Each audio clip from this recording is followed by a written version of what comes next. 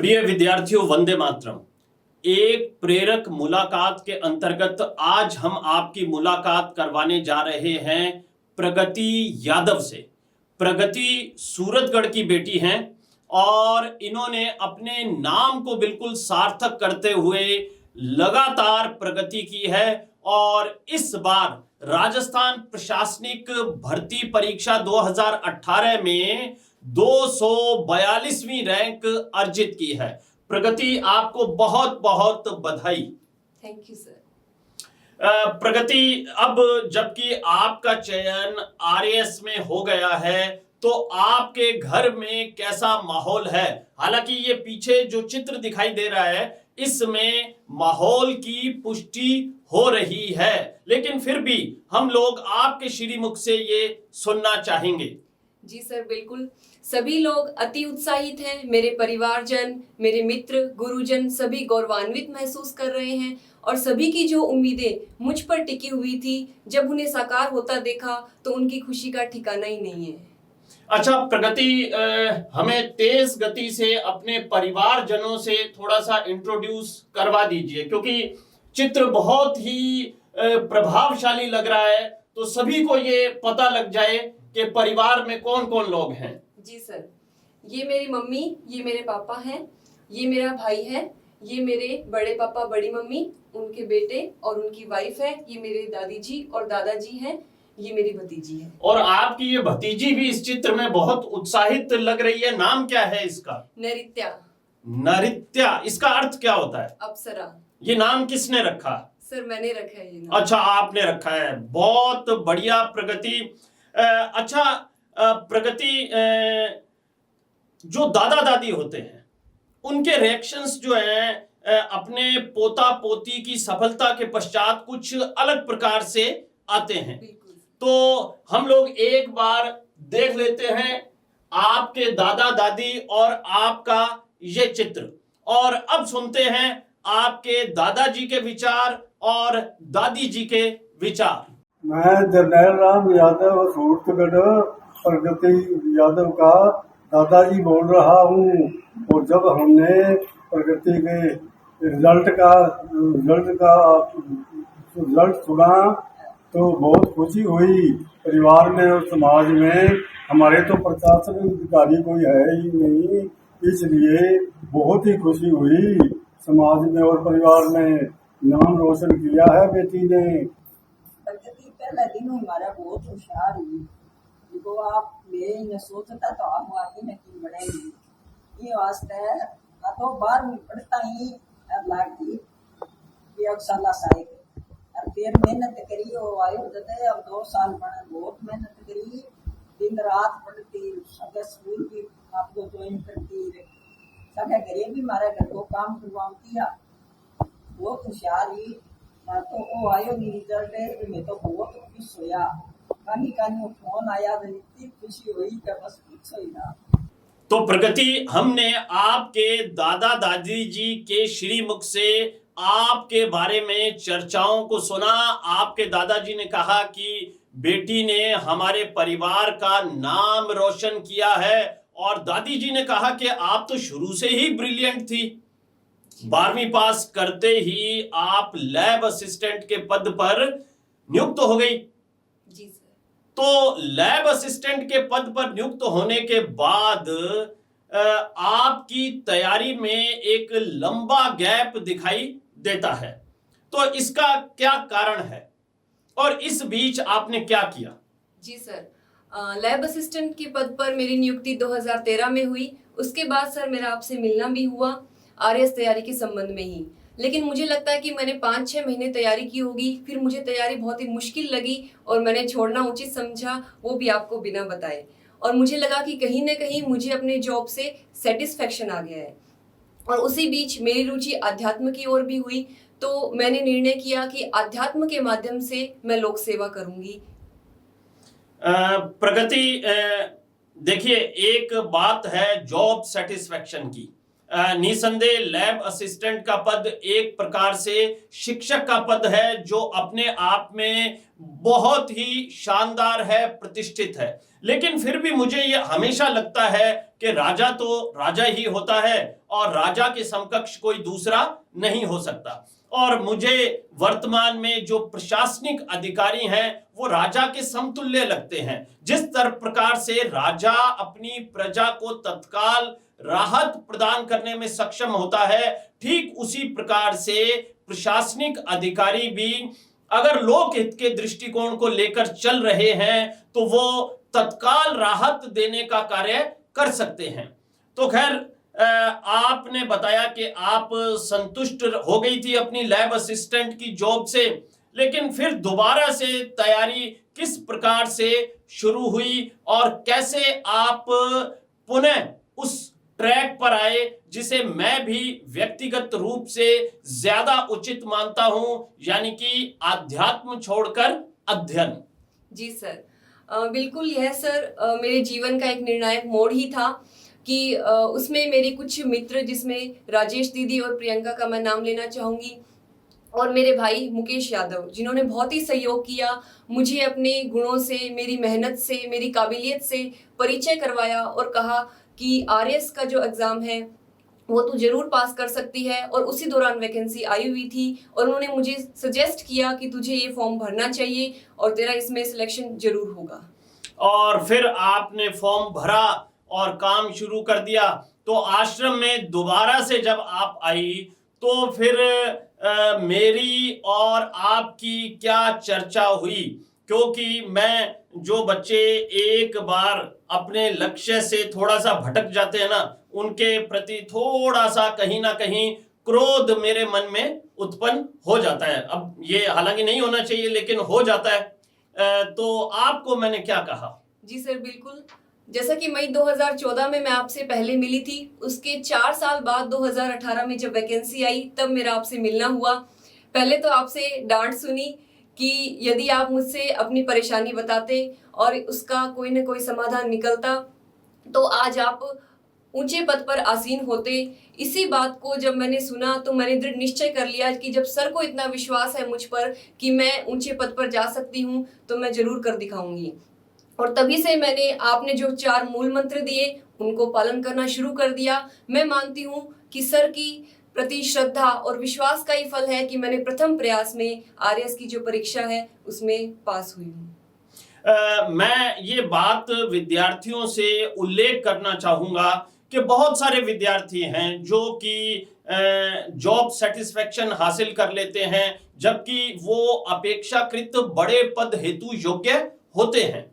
मैं यहाँ नाम भी लेना चाहूँगा कि मुझे अच्छी तरह से ध्यान है श्री मांगीलाल सुथार का, जो वर्तमान में एसडीएम टिब्बी हैं, और इसके अतिरिक्त ये कोइंसिडेंस है श्री श्याम बेनीवाल का, जो कि वर्तमान में तहसीलदार टिब्बी हैं। इसके अतिरिक्त जय कौशिक सर का, जो कि वर्तमान में भादरा में तहसीलदार हैं।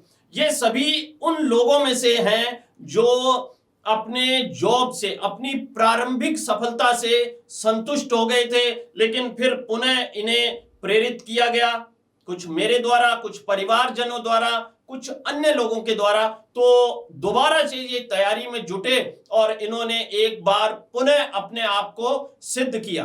तो मुझे ये लगता है कि जो व्यक्ति जिस योग्य है उसे उस स्थान के लिए सदैव प्रयास करना चाहिए। तो खैर प्रगति, आज जो हम लोग आपसे बात करना चाहते हैं उसकी जो विषय वस्तु केंद्र में रखेंगे वो है आरएएस की तैयारी किस प्रकार से करें। हालांकि हमारी आधी बातचीत तो लगभग संपन्न हो चुकी है, लेकिन फिर भी मूल विषय वस्तु ये है। तो कुछ ऐसे टिप्स हमारे विद्यार्थियों को दीजिए जो कि उनके लिए लाभदायक सिद्ध हो सकें, जो आरएएस भर्ती परीक्षा 2021 की तैयारी में स्वयं को झोंक चुके हैं। जी सर, बिल्कुल। सबसे पहले तो मैं बताना चाहूँगी कि जो भी विद्यार्थी है तैयारी शुरू कर रहे हैं उन्हें अपनी दिनचर्या को बहुत ही सधा हुआ बनाना चाहिए। जैसे कि मेरी दिनचर्या थी, सुबह 4 बजे मेडिटेशन से शुरू होती थी और रात 10 बजे तक खत्म होती थी। और उसके साथ ही अपने जो शॉर्ट नोट्स हैं वो जरूर तैयार करने चाहिए, जो भी मटेरियल आप पढ़ रहे हैं उनके। उसके अतिरिक्त लगातार टेस्ट प्रैक्टिस होनी चाहिए और एक बिंदु को सदा दिमाग में लेकर चलना चाहिए, लक्ष्य तक पहुंचे बिना पथ में पथिक विश्राम कैसा। बहुत बढ़िया प्रगति। अब प्रगति, जैसे कि थोड़ा सा हम लोग बदलाव देख रहे हैं प्रारंभिक परीक्षा में, मुख्य परीक्षा में भी पाठ्यक्रम में परिवर्तन की अपेक्षा की जा रही है। जी सर। या साक्षात्कार के बारे में जो भी आप सोचती हैं, थोड़ा सा हमारे विद्यार्थियों को इस बारे में भी बताएं। जी सर, जैसा कि प्रारंभिक परीक्षा का पाठ्यक्रम आया है उसमें कुछ बदलाव हुआ है, तो पेपर का जो स्तर है उसमें भी परिवर्तन होना निश्चित है। तो मुझे लगता है कि उसके अनुरूप तैयारी करनी चाहिए। मुख्य परीक्षा के जो पाठ्यक्रम है उसमें भी हल्की परिवर्तन की संभावना है, तो उसी अनुसार अपनी रणनीति बनाएं और जबरदस्त अभ्यास की जरूरत है उसमें। और साक्षात्कार कैसे लिया जाए, यदि ये हम सीख जाते हैं तो हमारा चयन कोई नहीं रोक सकता। बिल्कुल प्रगति, मैं ये मानकर चलता हूं कि जिसे प्रारंभिक परीक्षा का पेपर बनाना आता है, जिसे मुख्य परीक्षा की कॉपी जांचनी आती है और जिसे साक्षात्कार लेना आता है, वो इस लक्ष्य को बेहद सरलता से प्राप्त कर लेता है। और मुझे अच्छी तरह से ध्यान है, इस कार्य को आपने खूब किया है और आश्रम परिवार का विभिन्न बिंदुओं पर सदैव आपका सहयोग आश्रम परिवार को मिलता रहा है। तो लोग कहते हैं कि प्रथम प्रयास में सफलता अर्जित करनी, आरएएस जैसी बड़ी और मुश्किल परीक्षा में एक बहुत ही टेढ़ा काम है, एक बड़ा ही चुनौतीपूर्ण लक्ष्य है। तो आप क्या सोचती हैं इस बारे में, अब जबकि आपने प्रथम प्रयास में ही आरएएस की परीक्षा को तोड़ दिया है? जी सर, बिल्कुल। मुझे भी ऐसा सुनने को मिला था कि प्रथम प्रयास में आरएएस परीक्षा में चयन होना बहुत ही मुश्किल है। यह तो केवल वही लोग कर पाते हैं जिसे 4-5 साल का अनुभव हो या 4-5 साल से लगातार तैयारी कर रहे हो। लेकिन मुझे लगता है कि यदि आप में दृढ़ निश्चय है और मेहनत करने की यदि आप में लगन है तो आप किसी भी परीक्षा को पास कर सकते हैं। जैसा कि मैंने तैयारी की, मैंने निश्चय रखा, लगातार मेहनत की और प्रथम प्रयास में सफल होकर दिखाया। बहुत बढ़िया प्रगति। एक हमारे जितने भी अभ्यर्थी हैं, दर्शक हैं, विद्यार्थी हैं, वो हमेशा इस बात की डिमांड करते हैं कि जिस भी कामयाब अभ्यर्थी से आप मिलवाएं उसकी मार्कशीट अवश्य दिखाएं। तो आपकी मार्कशीट देखते हैं। प्रगति, आप स्वयं ही अपने अंक बता दीजिए हमारे विद्यार्थियों को। जी सर, मेरे फर्स्ट पेपर में 80 नंबर, सेकंड पेपर में 99.25, तीसरे पेपर में 77.75 और चौथे पेपर में 125.50 अंक आए, जिसे कुल मिलाकर मेरे 382.50 अंक होते हैं और साक्षात्कार में मुझे 70 अंक प्राप्त हुए। और इस प्रकार से आपके कुल अंक हो गए 452.50। जी सर।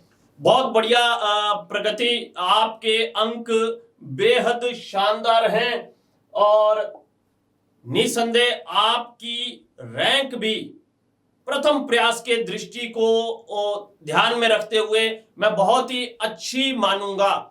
अब आप हमारी इस एक प्रेरक मुलाकात के अंत में हमारे विद्यार्थियों को क्या संदेश और देना चाहेंगी? जी सर, जैसा कि ये तैयारी कुछ लंबी चलती है तो मुझे लगता है शुरुआत से लेकर विद्यार्थी को एक यही दिमाग में लेकर चलना चाहिए, जो सकारात्मकता है उसका दृष्टिकोण। मुझे लगता है कि यदि हम शुरुआत से यह सोचना शुरू कर दें कि मेरा जो चयन होना है वो निश्चित ही है, तो मुझे नहीं लगता कोई सफलता को प्राप्त करने से रोक सकता है। दिमाग में यह अवश्य ही रखना चाहिए और यह जरूरी है, क्योंकि दबाव जब बनता है तो हमारे दिमाग में कई प्रकार से आने लगता है कि पता नहीं होगा या नहीं होगा, हो सकता है इस बार मेरा सिलेक्शन ना हो। मुझे लगता है कि इन बातों को दिमाग में लाने की जरूरत ही नहीं है। अच्छा, एक प्रगति, दोबारा से मैं बात को शुरू कर रहा हूं। हालांकि आपने अपना संदेश दे दिया है विद्यार्थियों को कि आपके 10वीं और 12वीं में कितने प्रतिशत अंक थे? जी सर, मेरे 10वीं में 90.17 और 12वीं में 91.54। बहुत ही बढ़िया, यानी कि 90%। बोर्ड कौन सा था और माध्यम कौन सा था? जी सर, मेरा 10वीं क्लास में हिंदी माध्यम था, 12वीं कक्षा में मेरा अंग्रेजी माध्यम था। दोनों ही राजस्थान बोर्ड से हैं। और उसके बाद स्वाभाविक है कि आप सेवा में आ गई, तो इस वजह से आप ने प्राइवेट बीए की होगी, तो बीए में आपके क्या क्या सब्जेक्ट्स रहे? बीए में सर मेरा भूगोल, इतिहास और अंग्रेजी साहित्य विषय रहे हैं। बहुत बढ़िया प्रगति, आपने अपने नाम को सार्थक किया है। लेकिन यहाँ मैं अपने विद्यार्थियों को एक बात और कहना चाहूंगा, ये बात आपको समझनी है कि 2013 में 12वीं पास करते ही नौकरी लगने के उपरांत प्रगति ने एक लंबा गैप अपनी स्टडी में दे दिया। और मुझे ये लगता है कि अगर ये अपने काम को तत्काल ही बददस्तूर जारी रखते तो ये टॉपर होते, कहीं ना कहीं मेरा ये मानना है। तो खैर, हम अपने काम को अभी जारी रखेंगे और अभी जो टॉपर का लक्ष्य है, जो टॉप 10 में आने का लक्ष्य है, उसके लिए लगातार सतत अभ्यास करते रहेंगे। तो बहुत बहुत प्रगति, एक बार ढेर सारी शुभकामनाएं, बधाइयां और आशीर्वाद। Thank you sir. जय हिंद, जय भारत, जय राजस्थान।